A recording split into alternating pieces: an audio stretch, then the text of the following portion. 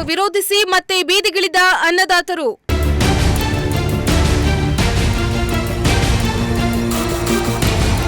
ರೈತರ ಜಮೀನಿನ ಕಳ್ಳ ಅಂತಾನೆ ನಾವು ಹೇಳ್ಬೋದಂತದ ಜಮೀರ್ ಅಹಮದ್ ಖಾನ್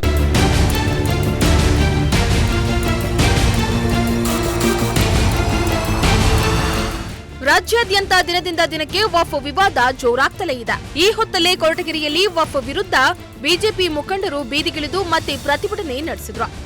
ವಕ್ಫ್ ವಿರೋಧಿಸಿ ಕಾಂಗ್ರೆಸ್ ಸರ್ಕಾರದ ವಿರುದ್ಧ ಇಡೀ ರಾಜ್ಯಾದ್ಯಂತ 2ನೇ ಬಾರಿ ಬಿಜೆಪಿ ಪ್ರತಿಭಟನೆಗೆ ಕರೆ ನೀಡಿತ್ತು. ಹೀಗಾಗಿ ಕೊರಟಗೆರೆ ತಾಲೂಕು ಕಚೇರಿ ಮುಂಭಾಗ ಜಿಲ್ಲಾಧ್ಯಕ್ಷ ಹನುಮಂತೇಗೌಡ ನೇತೃತ್ವದಲ್ಲಿ ಬಿಜೆಪಿ ಮುಖಂಡರು ಪ್ರತಿಭಟನೆ ನಡೆಸಿದ್ರು.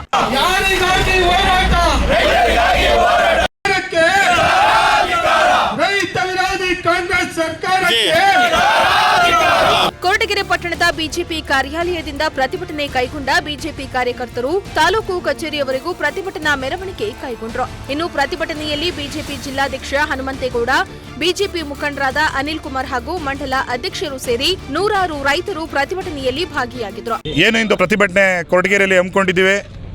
ಜಿಲ್ಲಾ ಘಟಕದ ಒಂದು ಪ್ರತಿಭಟನೆಯಲ್ಲಿ ಜಿಲ್ಲೆಯ ಎಲ್ಲ ನಮ್ಮ ತಾಲೂಕು ಅಧ್ಯಕ್ಷರು ಪದಾಧಿಕಾರಿಗಳೆಲ್ಲ ಬಂದಿದ್ದಾರೆ ಇವತ್ತು ಕೊರಟಗೆರೆಯಲ್ಲಿ.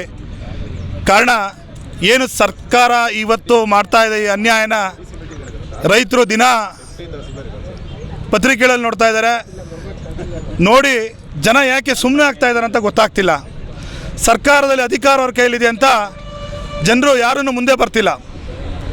ಸರ್ಕಾರಕ್ಕೆ ಒಂದು ಮುನ್ನೆಚ್ಚರಿಕೆ ಕೊಡ್ತಾ ಇದ್ದೀವಿ. ಏನು ಇಂದು ಕೊರಟಗೆರೆಯಲ್ಲಿ ಪ್ರತಿಭಟನೆ ಮಾಡ್ತಾ ಇದ್ದೀವಿ. ಮುಂದಿನ ದಿನದಲ್ಲಿ ವಿಧಾನಸೌಧ ಮುತ್ತಿಗೆ ಹಾಕಿ ಅಲ್ಲೇ ಒಂದು ದೊಡ್ಡ ಪ್ರತಿಭಟನೆ ಮಾಡಿ ನಮ್ಮ ಏನು ಒಂದು ಶಕ್ತಿ, ರೈತರ ಶಕ್ತಿ ಮತ್ತು ನಮ್ಮ ಪಕ್ಷ ಶಕ್ತಿ ಅನ್ನೋದು ನಾವು ತಿಳಿಸ್ತೀವಿ ಎಂದು ಈ ಮೂಲಕ ಆಗ್ರಹ ಮಾಡ್ತಾ ಇದ್ದೀವಿ.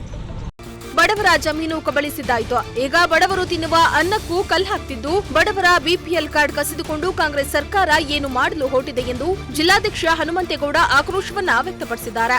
ನಮ್ಮ ಭೂಮಿ ನಮ್ಮ ಹಕ್ಕು ಅಂತಕ್ಕಂಥ ಘೋಷವಾಕ್ಯದೊಂದಿಗೆ ಇವತ್ತು ಭಾರತೀಯ ಜನತಾ ಪಾರ್ಟಿ ನೇತೃತ್ವದಲ್ಲಿ ಬೀದರ್ನಿಂದ ಚಾಮರಾಜನಗರದವರೆಗೆ ಎಲ್ಲ ಜಿಲ್ಲಾ ಕೇಂದ್ರಗಳಲ್ಲಿ ಪ್ರತಿಭಟನೆ ಮತ್ತು ಧರಣಿಯನ್ನು ಮಾನ್ಯ ರಾಜ್ಯಾಧ್ಯಕ್ಷರಾದಂಥ BY ವಿಜಯೇಂದ್ರ ಯಡಿಯೂರಪ್ಪನವರ ಆದೇಶದಂತೆ ನಾವು ವಕ್ಫ್ ವಿರುದ್ಧ ಏನು ಈ ಭ್ರಷ್ಟ ಕಾಂಗ್ರೆಸ್ ಸರ್ಕಾರ, ನೀತಿಗೆಟ್ಟ ಕಾಂಗ್ರೆಸ್ ಸರ್ಕಾರ ಇವತ್ತು ಆದೇಶವನ್ನು ಹೊರಡಿಸಿ ರೈತರ, ಮಠಮಾನ್ಯಗಳ, ದಲಿತರ, ಹಿಂದುಳಿದ ವರ್ಗದವರ, ಬಡವರ ಭೂಮಿಯನ್ನು ಕಸಿತಕ್ಕಂಥ ಕೆಲಸವನ್ನು ಏನು ಕಾಂಗ್ರೆಸ್ ಸರ್ಕಾರ ಮಾಡ್ತಾ ಇದೆ ಅದರ ವಿರುದ್ಧವಾಗಿ ಒಂದು ದೊಡ್ಡ ಪ್ರತಿಭಟನೆಯನ್ನು ಇವತ್ತು ರಾಜ್ಯಾದ್ಯಂತ ನಾವು ಮಾಡ್ತಾ ಇದ್ದೇವೆ. ಅದೇ ರೀತಿ ಮಧುಗಿರಿ ಜಿಲ್ಲೆಗೆ ಸಂಬಂಧಪಟ್ಟಂತೆ ಕೊರಟಗೆರೆ ತಾಲೂಕಿನಲ್ಲಿ ಸುಮಾರು 76 ಎಕರೆ ಭೂಮಿಯನ್ನು ವಕ್ಫ್ ಆದೇಶದಲ್ಲಿ ಆ ರೈತರ ಭೂಮಿಯನ್ನು ಕಸಿತಕ್ಕಂಥ ಕೆಲಸವನ್ನು ಕಾಂಗ್ರೆಸ್ ಸರ್ಕಾರ ಮಾಡ್ತಾ ಇದೆ. ಇದರ ಮುಖಾಂತರ, ಈ ಪ್ರತಿಭಟನೆಯ ಮುಖಾಂತರ ಮಾನ್ಯ ಸಿದ್ದರಾಮಯ್ಯನವರಿಗೆ ಒಂದು ಎಚ್ಚರಿಕೆಯನ್ನು ಕೊಡ್ತಾ ಇದ್ದೇವೆ.